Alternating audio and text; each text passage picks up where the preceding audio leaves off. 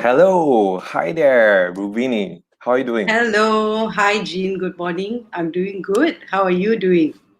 Oh, I'm doing really, really well. I'm really looking forward towards this conversation we're going to have. Yeah, me too. I mean, it is a very interesting topic, and I think something that is probably close to most of us, but often overlooked. So excited to share and also hear from everybody that will be joining us today. Definitely. In fact, I hope this is going to be an interactive session whereby our viewers who tune into our session right now are able to ask some of this question and pick our brains, and at the same time we also will be able to pick their brains as well. And this is going to be really awesome if you are able to co-create this session together.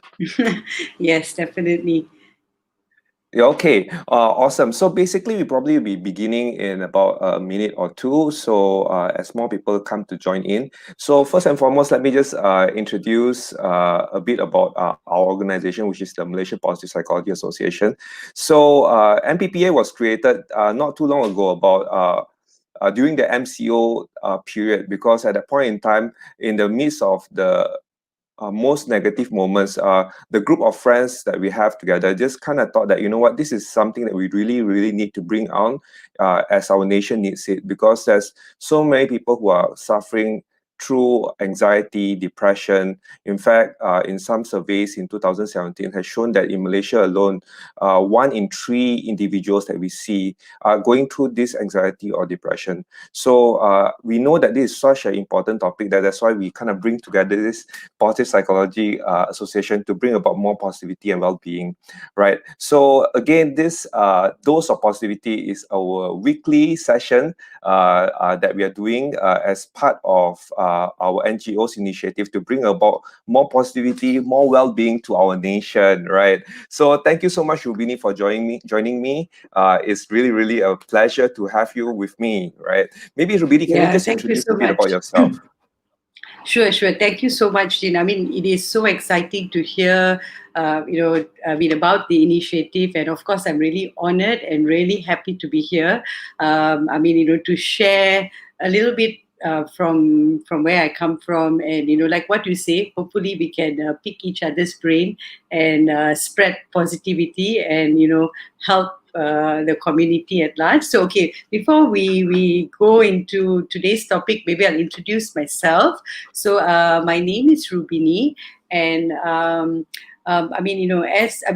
by profession, or my education background is actually, I was an engineer, a practicing engineer for close to about 12 years or so. So I did a lot of very different roles, technical roles, project management roles, all sorts of things throughout my career. And somehow or other, I think with time, you realize what are the things that you're really passionate about, and you grow. And I'm really grateful that with all the different experiences that I've had, finally I realized that I love doing training and development. So here I am doing training, and so I never thought that I'll be where I am today when I first started doing engineering. Yeah. You know what, Rubini? Okay, I have a secret here. Basically, I was an engineer as well. Okay, for some Wow. of the Okay. viewers here that is just tuning in. Okay, my name is Jean. I'm a trainer. I'm also founder of Mindfulness Consulting. We've been around for the past 12 years, helping organizations to thrive through change by equipping them with the right thinking skills, to help them to innovate, and also to get them to be engaged and positive and buy into the change. So that's what we do. All right. So I'm so glad that we have Rubini here, who's so passionate and Yeah. shares so much commonality with me, because you are Yeah. also an Correct. engineer. So Correct. I expect Correct. some kind And of and and structured the methodology that we're gonna hear right Exactly. now. And no, and Jin, the funny part is, like what you have shared. I didn't really share about my company. So what we do is pretty much aligned to what you say your organization does as well. So Brilliant. we are from, Mind Movers Academy. We also look at well-being at the workplace. So I guess the universe has put us together, and pretty much aligned in the same space. Yeah. So it is exciting, and let's see how we can kind of like learn from each other so that we can help whoever who's listening in as well. Yeah. Brilliant, brilliant, brilliant. So, for those of you who just joined in, thank you so much for just for joining in. So this is a live session. What this means is that you can feel free to comment, ask any question, get to know us. Okay, of course, we'll be sharing our points, but if you can get your inputs, your sharing, your questions, that will make this session even more interactive. Okay. So, okay, thank you so much, Rubini. So I'm really looking forward. So essentially, we kind of have a bit of a structure, us being engineer, right, isn't it? We say that, you know what, we didn't really arrange in terms of the exact word by word how you're going to talk about things, but essentially we say that it's going to be a structure. The structure is there's going to be 4 parts to this so-called Facebook live session. The first part is understanding what is self-compassion and is it really relevant to what we are doing right now. Is it like something whereby it's just iffy, or is it really something that is what we need to look at right now? Okay, so number 1 is what is self-compassion, compassion. Number 2 is what are some common misconceptions relating to self-compassion. The third part is we're going to talk about, okay, now that we know what is this misconception, is it true that self-compassion can help us to be more happy, live in a better well-being state, or even get us to have better results at the same time? So I'm really, really curious about this, and let's explore that topic. That's number 3, okay? And the last and not least, the 4th topic that we're going to talk about is what are some of the tools or tactics that the viewers can practice, so that we can able to get better self-compassion for ourselves, and hopefully at the same time be able to get better results in our life, right? So yeah, so basically these are going to be the 4 topics. All right, so if there is any question. Oh, okay. Hannah asked a question. What is one example or action I can take to be able to be more compassionate to myself? Awesome question, Hannah. So we're going to cover this part at the last section, which is the 4th section. So tune in with us till the end, and I'm sure that you're able to take in 1 or 2 ideas that will be able to help you change your life for the better. Okay, so we'll kickstart this session with the first question. The first question, I'll start off by asking Rubini. Okay, hey, you know what is self-compassion? Okay, thank you, Jean. And let's start with defining it, and having more clarity what this means, right? So when we say compassion, right, Jean? I'm sure even all of us who are listening in today, it is probably something that we understand better, and something that we can relate to. So when and it's easy for us to say, for us to have compassion for others. The sort of like being kind to others, understanding others, having empathy for someone else, having even sympathy for someone else. Could be a stranger that we meet on when we go out, or it could be for our friends, for our family, anybody else. So it's easy for people to have compassion for others. So that is compassion, and something that we are all familiar with. But when it comes to self-compassion, that's where people get a little bit confused. And the thing is, whenever we say like self-compassion, we always relate to, is it equivalent to having self-pity? Is it equivalent to saying that, oh, it's okay to be complacent, it's okay to be comfortable wherever you are? And people always have this misconception. And the thing is, it's sad to say that almost 80% of us really treat others with more compassion and kindness than we offer to ourselves. So It's when interesting, isn't it? This one. yeah, Yeah. Yeah, correct. I mean, it's weird. Like, when somebody has a bad day, right? Let's just say a friend comes up to us and say, like, I had the most horrible day and things didn't go as I planned. I mean, we are more open to listening, and we are more open to being supportive to them, and less, judgmental, right? Or criticize them. But we are open to listening and comforting them, before trying to be, too harsh on them. But we don't do the same for ourselves. I mean, Jean, do you agree with that? I mean, do you see yourself also in that space of being more self-critical compared to how you would treat Oh, someone of else? course, of course. You see, the thing is that I think with many people, especially those who have been an achiever in their life, generally, I'm going to be a bit stereotypical over here. Mm-hmm. They would set a very high standard in terms of how they should perform or behave, because they know they could do better, and that's why it is reflected in their results, because they set a very high standard for themselves, and they're willing to so-called hustle their way to get to their goal. And I fall into that kind of category. Okay, I can't say how much better, how much worse to compare to other people, but generally I set a very high bar for myself.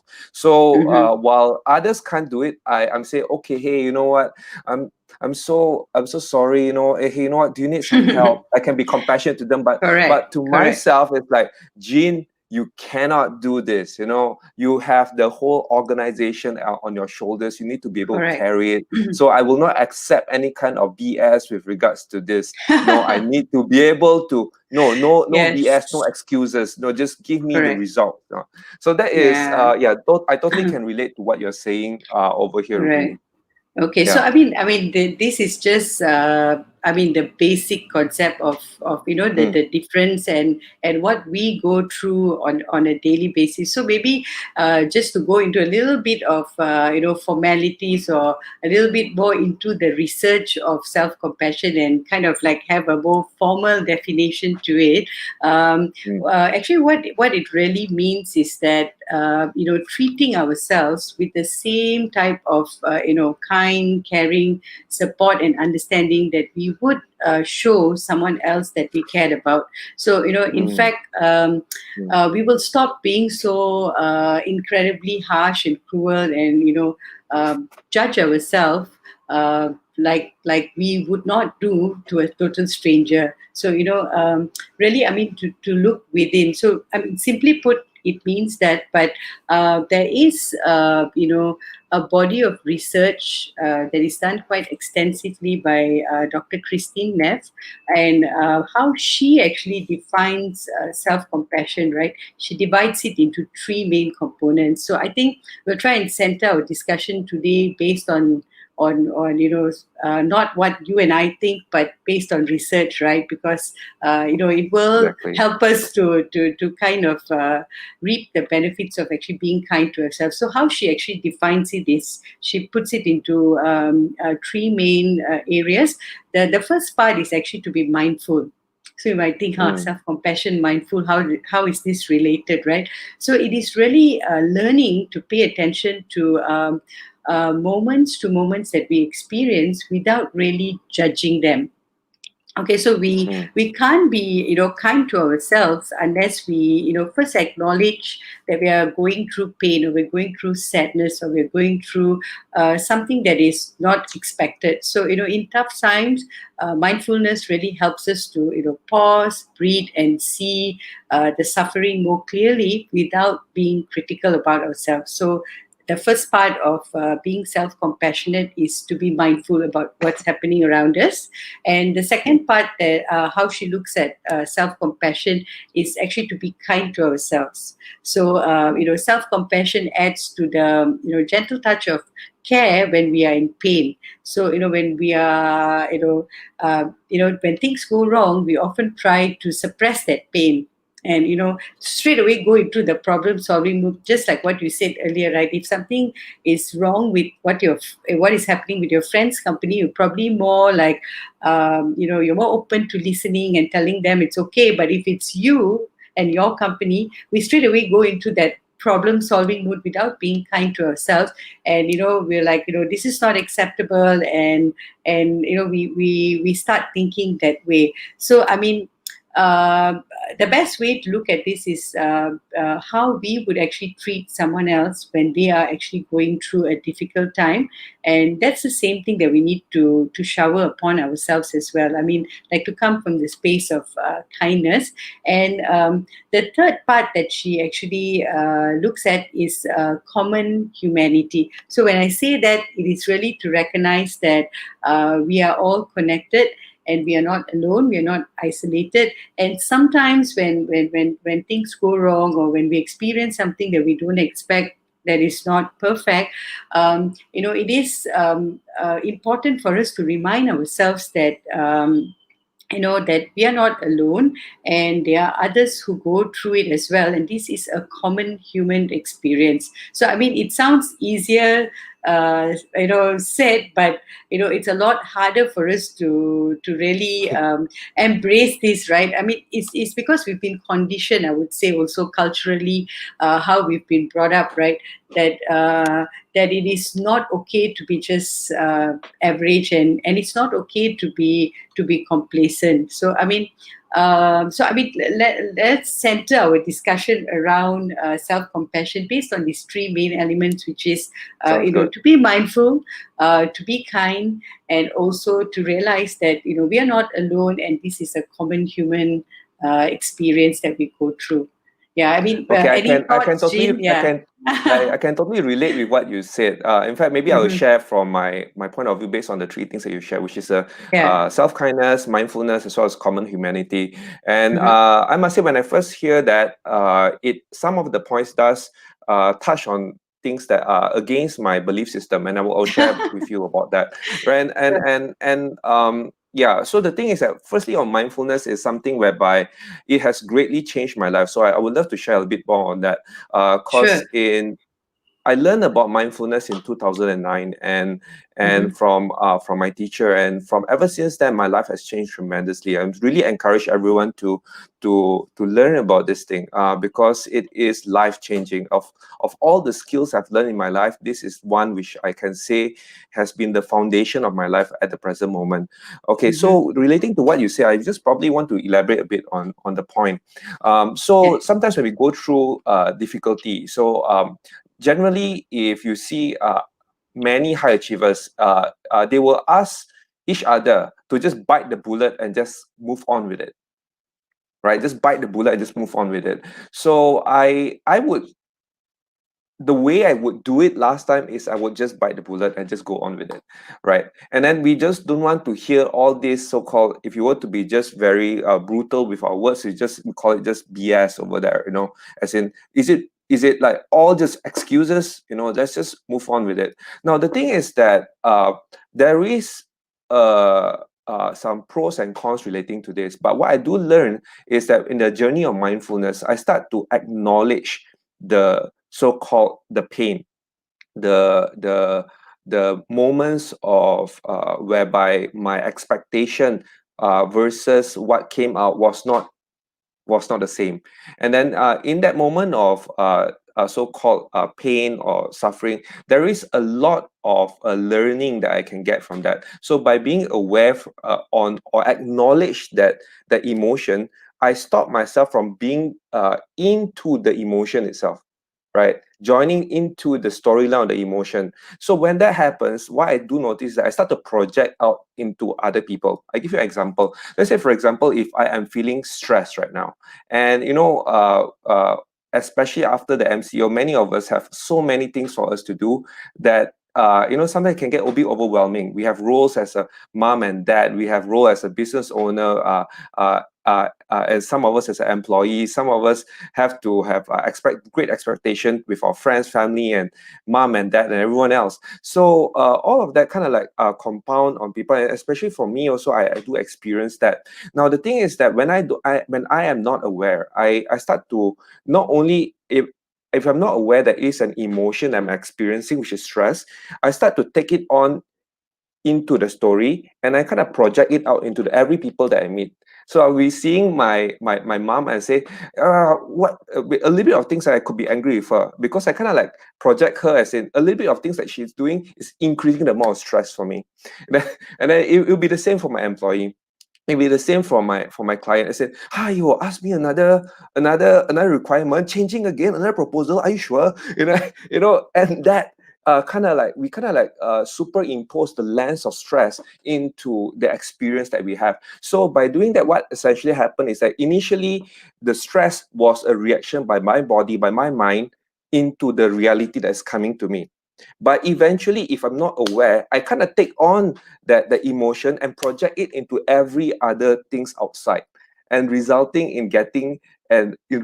in stress everywhere. So that feedback to me, and that create a spiral circle of negativity. So I totally relate with what you say when you talk Yeah. about the mindfulness, the part, especially when Mm-hmm. you talk about common humanity. That part I had a bit of trouble. I'll be frank with you. Yeah, because yeah, yeah. because what you're saying to me is that everyone else is also having that problem as well. But I believe you also have this kind of mindset of doing better, right? You don't want Mm-hmm. to compare yourself with the rest of humanity. You want to compare yourself with a more elite group or more successful group of people. So maybe can you share a bit about that? Okay, sure. I mean, and thank you, Jean. I mean, I think mindfulness, I mean, going back to what you said, right? It is so super powerful. And Mm. I mean, like it's really nice to see that, after you have been introduced to this, how it has really impacted you, and you are more aware now.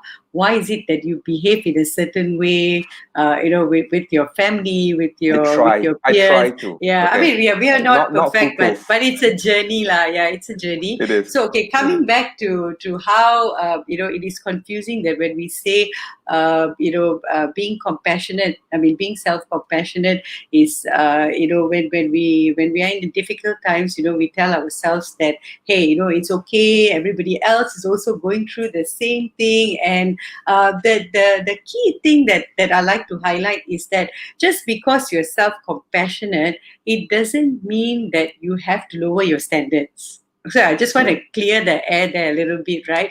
So I Okay. mean, you can still be an optimist. You can still be someone who strives to do excellent things, personally, or when it comes to career. But I think the main thing that differentiates when you practice self compassion is that self worth part, and to separate yourself from the pain, and also the results that you get out of it. So it's like, let's just say you set a standard for yourself that, hey, I want to be the best trainer in this space, right? In say Mm-hmm. the happiness space, for example.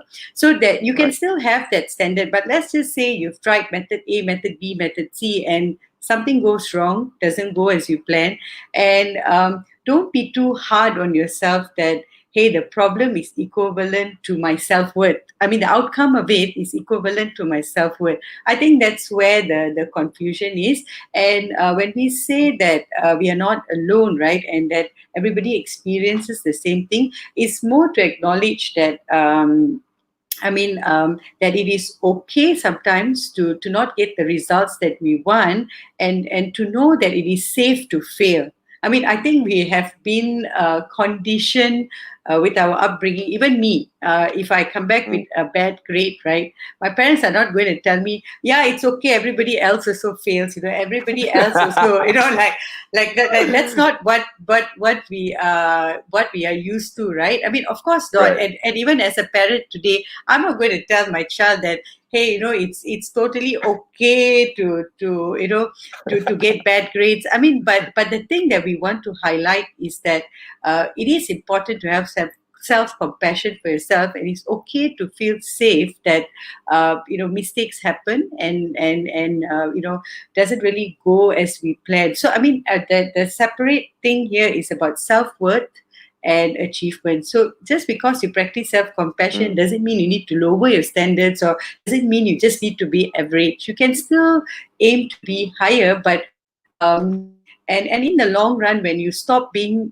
overly critical or being extremely harsh on ourselves, you will see that actually it gives you more room to grow, more room to be less stressed, and to Mm. see things clearly and to embrace whatever that's happening. So kind of like planting the right seeds, and saying that even if it grows or not, I mean, whether this plant grows or not, you are still worthy. You get what I mean? Yeah. Yeah. Okay, So I'm getting I from you hope it right kind now of that like. actually yeah. So the thing is, I'm hearing from you is that when we want to when we what we want to separate between what is the results that come about and basically what is it that is our self worth. And on top of that, Mm, basically, there's also another point that I'm getting from it. It's like it's very similar to what we talk about when we talk about growth mindset, isn't it? Whereby correct. we're going to learn Exactly. from the experience and move forward. We believe Mm-hmm. that we can grow even from adversity. So that is, and Correct. things didn't go on according to our plan, right? So we do not attach ourselves with the final result because there are even there will be failure even to the best of us. So that's how I Mm-hmm. eventually reconcile in my mind when I gone through and talk about the humanity. Because I don't want to compare with the worst of us. I don't compare with the Mm-hmm. average, but even to the best of us, that Mm-hmm. we do have failure. Don't we, right? Correct, Isn't it? correct, Yeah, correct, correct. And yeah, I think we should be brave enough to fail, because if you ask yeah. every successful person, right, it didn't just happen with the first thing that they tried. If it did, I mean, really great lah. But most of us would probably need to do the wrong thing. And the thing is, I mean, we don't want to say it as the wrong thing, right? I mean, we are trying to move from a Definitely. space of positivity. So it's more of, the words that we tell ourselves as well, like when something doesn't really go as planned, right? Actually, if we I mean, it's you might think like, hey, isn't being constructively critical about ourselves healthy for us, correct? Right? I Right, mean, like, right. yeah, I mean, definitely, even like when we get constructive feedback from our peers, or even with like anything that we do, it is supposed to help us to grow. So then I'm also saying that don't be self-critical, right? So where is the border here, right? So the thing is, actually, if you're being constructive, if you're being you're saying things that will help you grow, that is okay and that is healthy. But the thing is, when we experience failure, with others we are constructive, but with ourselves we are very harsh, we're very nasty, we are very Mm. belittling, and we don't realize it sometimes. So I mean, that's where the when we practice self-compassion, which we'll talk about in a little bit, Right. is where we can actually really reflect and see sometimes how harsh we are on ourselves, and we want to try and stop Mm, this. Yeah. right. Totally, Rubini. Okay, so this kind of brings us to the second part, as in maybe can you share maybe one or two misconceptions that people have or with Mhm. regards to self-compassion? Sure. Okay. So I think one of the most I mean, the common misconception, right, is when people say practice self compassion, we try and equal it to self pity, like I mentioned Right. just now, right? So like feeling sorry for yourself, saying that, hey, it's okay to be to fail, it's okay to go through this bad experience, right? So I mean, like, I mean.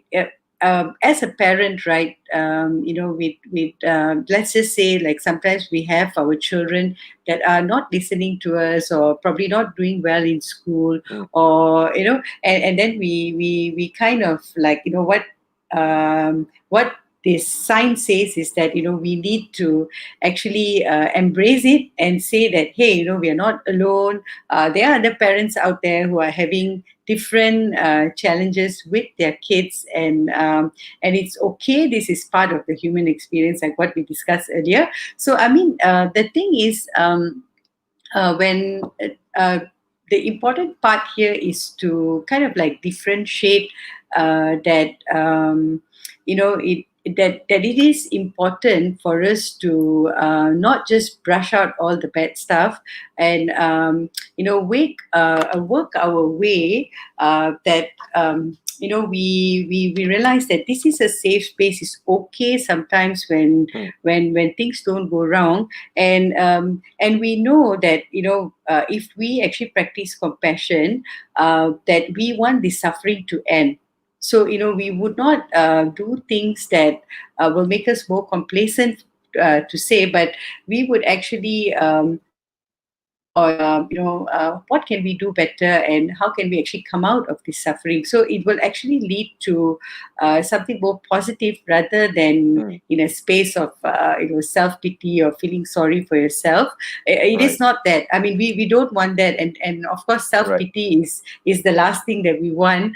But right. we want this, practice of self-compassion to actually help us grow. So if you're actually doing it right, then you would not be really pitying yourself, but is, a space where you still continue to hold on to your self-worth, and you take this as a learning where Mm, you try and figure out what else can you do better, and not be so critical about what's happening to you personally. Yeah.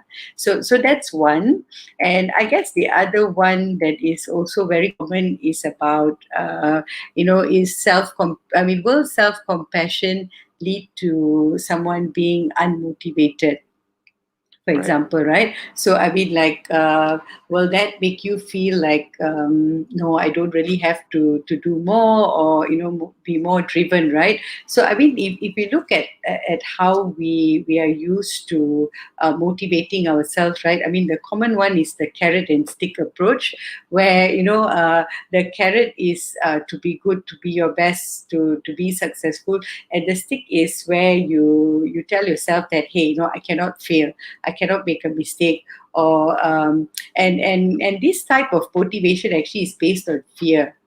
It's like I have to continuously strive to be better. Only then I will get the reward, and I cannot afford to make any mistakes. So however, when we look at self compassion per se, it actually really Mm, helps to motivate yourself, because when you are actually compassionate towards yourself, like I said earlier also, that we want this suffering actually to come to an end, and right. we want to Understand. do things, yeah, that are helping us to grow.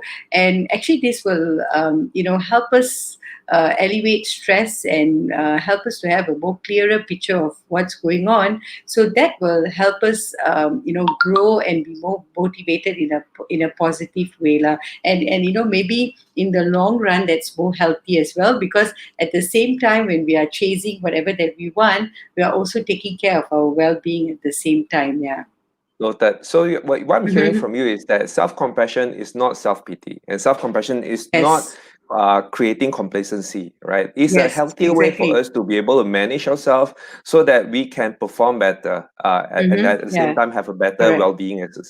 Okay, awesome. Yes. So this Yes. brings us to the third part of Mm-hmm. our conversation. Okay, which is how is it that self-compassion, okay, can bring you better well-being, make you more happy, or maybe even bring you better success.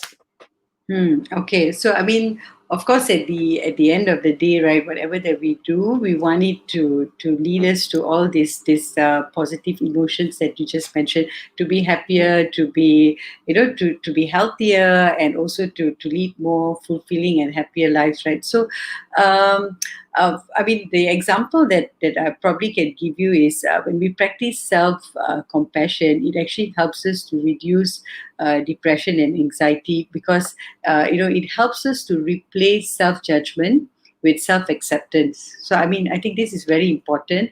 So when we soothe and comfort ourselves in the midst of difficult emotions, we no longer get lost in that trap that we are inadequate, we're not worth it, and we actually take refuge in like safety of our own warmth and care. So we become, right. in that sense, right, we become more happier and more satisfied with that the results that we get, or we're more acceptant. I mean, we have more acceptance to any outcome that we get from a particular behavior. So I would say one is it reduces depression and anxiety when there's acceptance, and we know it's okay that you don't have to be so hard on yourself.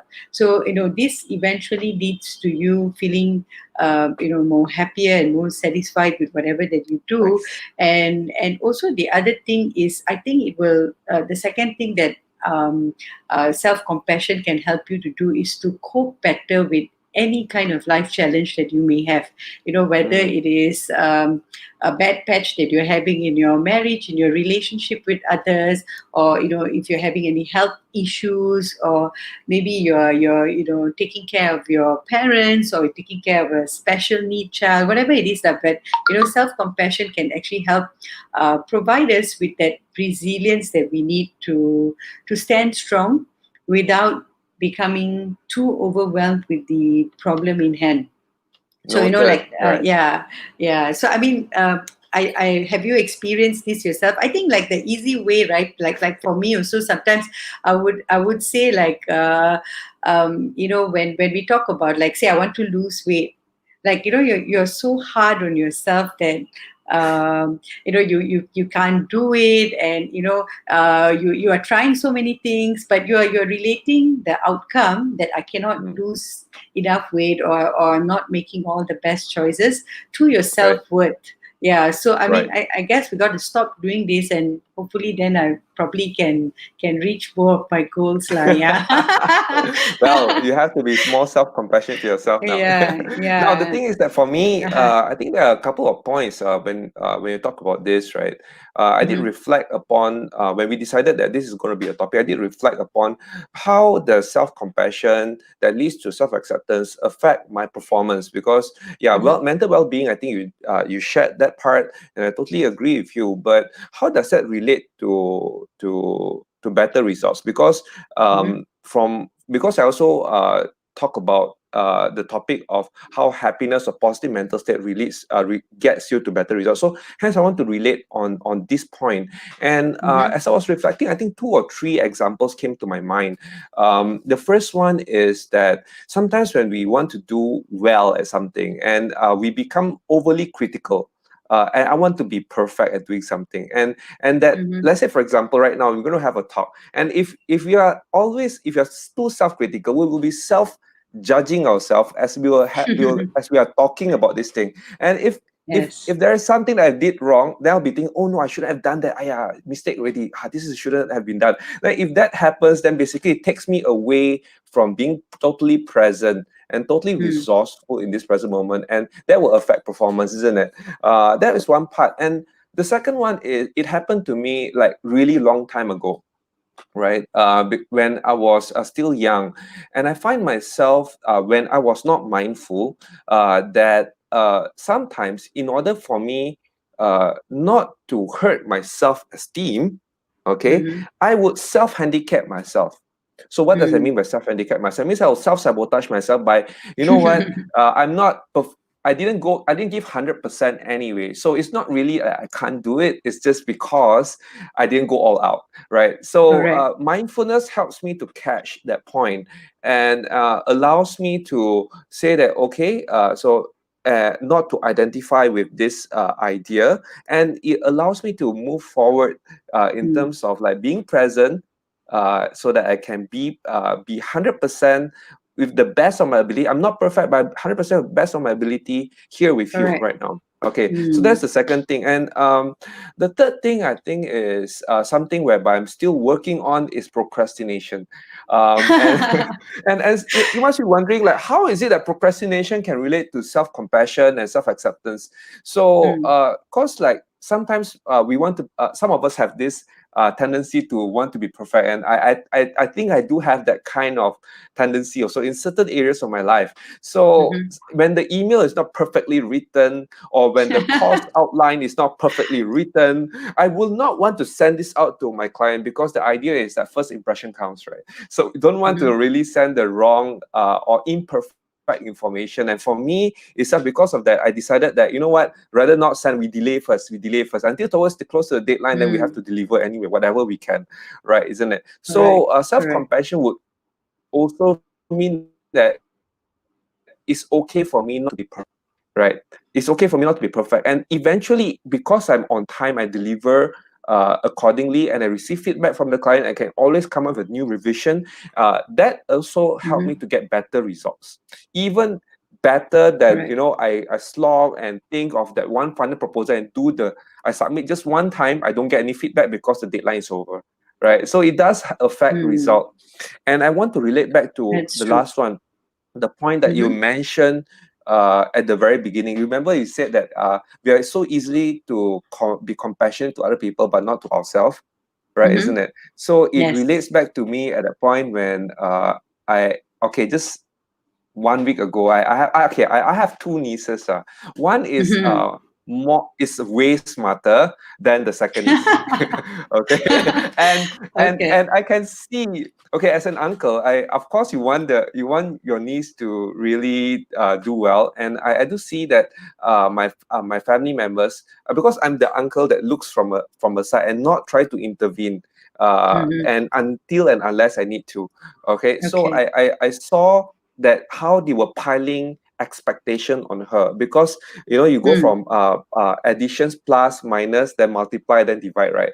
So the class has all gone to divide, but she can't even minus, and she certainly cannot memorize any of the multiplication table except for one times one times two, and that's it. and Okay. and everyone was asking her, okay, hey, divide this one, how much is it? Then she got confused, and then she started crying, and that's the thing. And but what I noticed was that when I came in, I Mm-hmm. said, hey, okay, I won't tell her name because might embarrass her. Then I said, okay, hey, you know what, let's do something very simple, let's play a game, and then we just do, okay, Mm. so we're doing 2 times and 3 times, right? So what I do is say, okay, uncle don't want you to memorize 3 times 1 until 3 times. So uncle want just you to memorize 3 times 1 until 3 times 4. If you get it, I'm going to give you chocolate. I said, really, Mm. chocolate for that? So she Mm. did it, and she felt happy, and she felt excited about it, right? And that Mm. gave her positive belief, isn't it? That Correct. positive Correct. belief Yeah. help her to be excited, so she can do 1 times 3 times 1 to 3 times 4. Next time she Mm-hmm. got so excited, uncle, I've done 3 times 5 until 3 times 8. No way, really? Here's a chocolate. Yeah. And I say, if you Yeah. do it, what 1 times 1 until 3 times 12 successfully, uncle's gonna buy you waffle. No way. It's like, for other people, it's like you have to multiply until the 12 times 12. But for me, it's like, hey, you know what, 3 times. So basically, why am I relating this back to is that if you can have self-compassion in not only ourselves but also to other people, we start to give them goals that matches their ability, and they start to grow. So I think Mm. for me, is when we talk about self-compassion, is that we need to really be mindful and fully in acceptance of the situation that we are in. If we are not perfect, fine, and then we Mm. start to work not on other people's pace but on our pace, and building that foundation will help us to grow further. So that's the part Yeah. where I have that actually, self-compassion really helps in terms of driving real results for people. Yeah, I mean, yeah, very, very true, and I really like your example about your niece, right? I mean, I think it's coming from like your story, right? It's like, what the parents have been doing is coming from a space of fear, where Right. she's so fearful that she's so anxious, and Mm, so she's not able to see things clearly. But when you come from a space of compassion, that right. hey, it's okay, don't think everything is hard, and you can do it. A child that couldn't do can suddenly multiply by until 8, and like from 3 times 1 to 3 times 8, right? I mean, so I think that's the difference. Like, you can see, it doesn't mean that just because you're being nice to her doesn't mean that she cannot get the results. So it's coming from the space of fear and Mm, compassion, like, yeah. Yeah, so right. I mean, It's like that very part really nice. needs us to retrain our way Correct. of looking at Yeah, things, right? so it's easier for us to do it to a niece, but sometimes it's harder for us to do it to It ourselves, right? is. It Yeah, so you is. can It is. see, you saw the results happening with your niece. So whenever Right. when you're very critical about yourself, I think it's important for us to be reminded that, hey, we can get very different results if we are a little bit nicer and kinder to ourselves as well. Yeah. Brilliant. Brilliant, brilliant, brilliant. Awesome. Okay, so last and not least, I think it's it comes to all important. What are some tips that maybe you can Mhm. give us in terms of how can we practice more self-compassion in our life? Okay, I mean, there are a lot of things that we can start doing, but maybe let's look at something simple that we can start doing, right? So, I mean, have you heard Right. of Ho'oponopono before? Oh yes, Any, I have.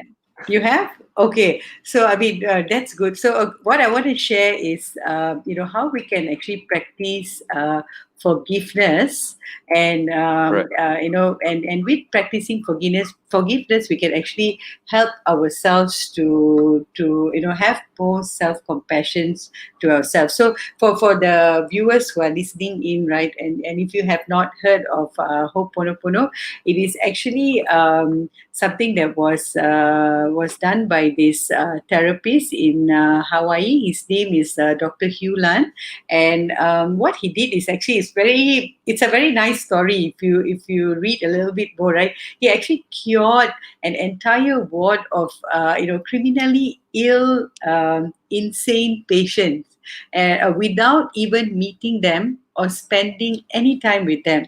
So he just did this forgiveness, this Ho'oponopono practice on himself, and actually he managed to cure them. I mean, sounds really like crazy, but Mm. it really happened, and he really did that. So I mean, so why it actually worked, right? I mean, simply put, is that actually, when we look at it, whatever that is happening around us, right, it is really coming from our mind itself. So exactly like what you shared earlier as well, Jean, about our projection is what we actually see. So, and Right. everything starts from what's happening in the mind. So everything that Right. you see, everything that you hear, every people that we meet, nothing is of accident. Actually, it is everything. I mean, everything that is coming from our mind. So in his I mean, the Ho'oponopono practice, there is just 4 simple steps that is important that you need to do. The first one is, you have to say I'm sorry. Okay, so we are I'm sorry. responsible. Yeah, we are responsible for everything that is happening in our mind. So even if it seems like it's out there, right? But once you realize that actually whatever that is out there is a projection of ourselves, then it is easier for us to say, and know that this is a natural process, and say that you're sorry, right? So like going back to my example of, let's just say I want to lose weight, right? So we can choose something that you already know the cause yourself. So like you're overweight because you're probably not doing the right thing. So and so you can start from there by acknowledging it and saying that you are sorry, and and although I think it is more powerful sometimes to say it more clearly, but when you say that, hey, I'm really terribly sorry for being overweight and not taking care of myself, and but in his practice, he says that you just need to say, I am sorry. Think about the situation and say, I'm sorry. So that's step number one. Step number two is you have to say, please forgive me. So to Right. don't worry about who you're asking forgiveness from, but just ask. So say, please forgive me. Say it over and over and really mean it. So and remember your remorse from step one, which is whatever that you're sorry about, you're actually asking for forgiveness. And the third part is to say thank you. So say thank you again. It doesn't really matter, who or what you're thanking, but you want to thank your body for all it does for you, for example, and thank yourself for being the best that you can, and just say thank you. And the fourth step is to say I love you. So say I love you. Say it to your body. Say it to God, if that's whom you think you're saying it to. Say I love you to the air that you breathe, to the house that you shelter. A little bit of like self-love, self-compassion. So the fourth step is to Mm. first say that, I mean, just to recap, right, is to say first that, um, I'm sorry, please forgive me, thank you, and the last one is I love you. All Okay, right, so brilliant. yeah, so just what it says is that actually we don't really need to go anywhere special or anything like. All you need is yourself, and you can do it quietly just in your head as well, and it will give you amazing results, and you will see instant change in how you feel about your physiology. So it's something that you definitely should give it a try. And I see that there's more yoga places and all that's also offering like a whole Ho'oponopono experience with sound bath and all that. But I mean, if you like that, of course you can I go will ahead ask for from that. you. I'll ask from you Yeah. where to get that. Yeah, but you can start with the simple 4 steps. Just say it to yourself any time of the day, and I'm definitely it sorry. will be Please very forgive me. helpful. Thank you. I love you. I love you. Yes. Right, I Okay. love you too. Right. So now, Yeah. now, now, now the thing is that from my part, I think there is I Mm-hmm. think one or two things. I think we did had a chat about this. The first Mm-hmm. one is gratitude. Another one is mindfulness. Okay, Correct. or meditation. So Mm-hmm. like for me, sometimes when you go through your day, right, and Mm-hmm. then you have like a whole list of things that you want to do, right? And then and what happened was that until lunchtime, okay, and you say that, oh my god, I didn't get so much progress on this. You start to look at all the things that's going wrong, right? Mm-hmm. And instead of things that goes right. So what I do in my usual ritual right now, in my or routine right now after lunch, is that I start to recount back what are the good things that's gone right for me, right? Mm-hmm. So that's my way of gratitude. So this one practice I would encourage everyone to try. So that Mm-hmm. part can give you more motivation. By getting that motivation the first part of the day, you can actually carry it out uh, to the second part of the day. That not everything is wrong. And sometimes one wrong experience can be even more impactful to us than one right experience. In fact, Exactly. there's a scientist that says that is called his name is Michel Lozada. He came up with Mm-hmm. something called Lozada line. For every 2.97 negative news, sorry, for every one negative news, you need 2.97 positive news to equate. So in order Mm. for us to we are more easily affected by negativity than positivity. So hence, to recount back what are the good things I've done is a way to be kind to ourselves, right?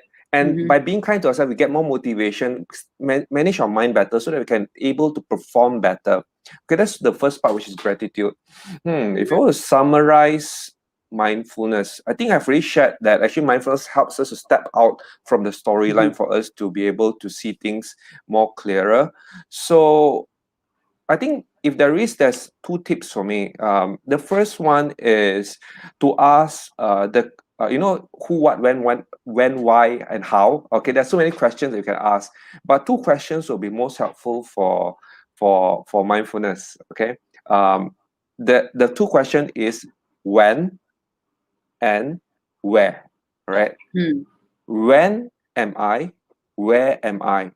So the answer should come to I'm here. Okay, Mm-hmm. now. The reason being why this is important is because you can only have self-pity, worry, anxiety when your mind is floating into the past or into Mm-hmm. the future. So when Mm-hmm. when you remind yourself, when am I? I'm here. Okay. I'm here talking to Rubini. I shouldn't be reflecting on, oh, I should have said this, I should have said that. Oh, I'm Correct. worried that basically my audience don't understand me. So that is in the future, one is in the past. But when am Mm-hmm. I means that I'm here. So this is where I should be paying attention, taking full responsibility. That's the first tip. The Mm-hmm. second tip is that if there is any kind of turbulence in your emotion, one thing that I normally do is something that I've learned uh, uh, from my friend on how to communicate in the midst of difficulty. And I also use it on myself. First, I will do self empathy, as in, what am I feeling right now? Then after that, I will ask, what is the needs that I need from this situation, and I start to make a request. I'll Mm-hmm. give you an example. So, if say for example, if I am troubled, let's say for example during the MCO, we are locked in, and then we are staying Correct. for mom and dad and everyone else, and everyone is basically doing their own thing, and sometimes when we put together for too long, then some things sometimes it can trigger us. So it kind of some things kind of trigger me, and then I'm stressed here, and then a bit of thing kind of stress me out. So one thing I can do is that, I can feel myself. Okay, hey, mindful. What's my feeling right now? I'm feeling stressed. Okay, what is the need that I'm needing right now? I need more peace. Okay, Mm-hmm. what's the request that I can ask for right now? I can request for myself to maybe isolate myself into my room, or maybe I can request. My request to so let's say my family member is that, hey, you know what, I'm feeling a bit stressed right now. I'm really, really sorry. I'm in need of a bit of peace right now. Do you think that we could, uh, take some time away from each other? So that could be a request that can be done. Mm-hmm. Sometimes it can also happen at workplace, right? So with Correct. with our employees as well, it works the same way. So the same formula: what's my feeling, what's my needs, and then after that, what's the request you want to make, right? So that's from my part. Mm. So any last one tip from your side? Last one tip from my side, I Hmm. would say, no matter where you are in your life right now, right, no matter what pain or whatever that you're experiencing or mistakes that you have made, the thing is for us to really be aware of where we are now and to know that the future is spotless, it's clear, and you Hmm. can start all over again. So one small step at a time, and you can practice self-compassion and move to the direction of greater health, greater happiness and joy. So I mean, it is hard to undo what we are used to, but I mean, after all, we are moving towards a direction of where we want to thrive. So to start doing it, start taking small steps towards practicing more self-compassion, and hopefully it will help you at work, at home, and for you to continue to grow. Yeah. Right, awesome. Thank you, Rubini. So I think it has been really, really fruitful. I am able to like explore and this idea of self-compassion and where is its place in our life today. And to be frank, when I first got this topic, and I was like, huh, self-compassion, like really, you know. But Yeah, it is truly something when I reflect, it is something that is truly able to bring about more better mental well-being, as well as same time give me definitely. better Yeah. results, right? Isn't it? Mm-hmm. So I guess just to if you were to have a point to recap, what would that be for you? If there is one point Okay, to just yeah, like yeah. summarize. So I would say, like, just try and treat ourselves the way we would treat somebody else that is in trouble, and somebody else that is hurt.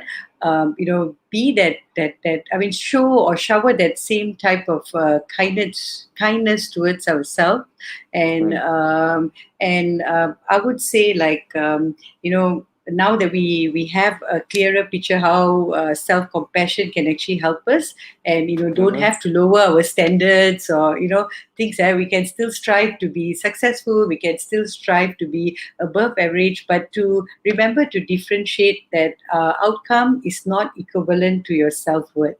So Brilliant.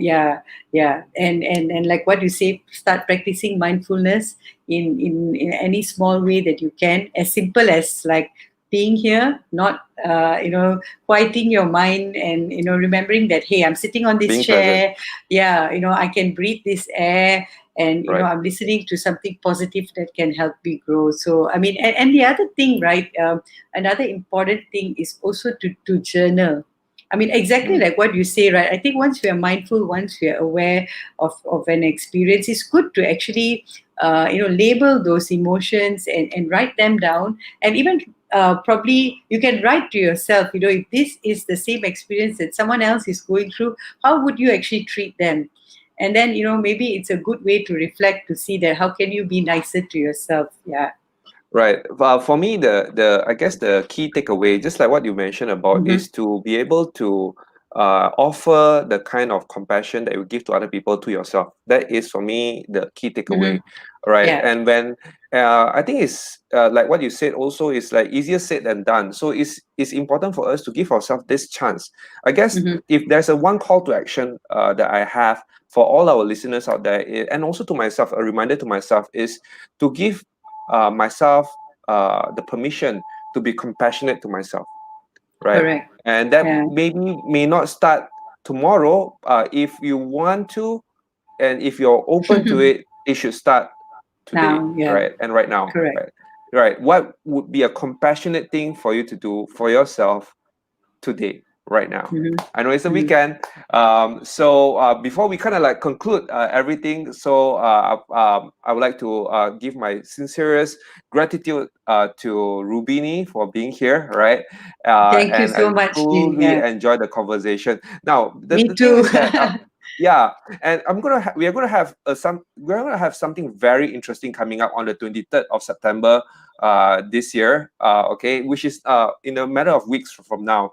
In fact, we're going to bring in speakers from around the world, all right, here online, right, for one whole day. It's going to be our MPPA's first inaugural, okay, Asia Pacific Positive Psychology Conference. And we're bringing in speakers from around the world, such as Sue Langley from Australia, Trudy Bateman from UK, Dr. Michael Sturger from US. So this is going to be really, really interesting. And in the short while, basically, we're going to share with you what are those who are those speakers.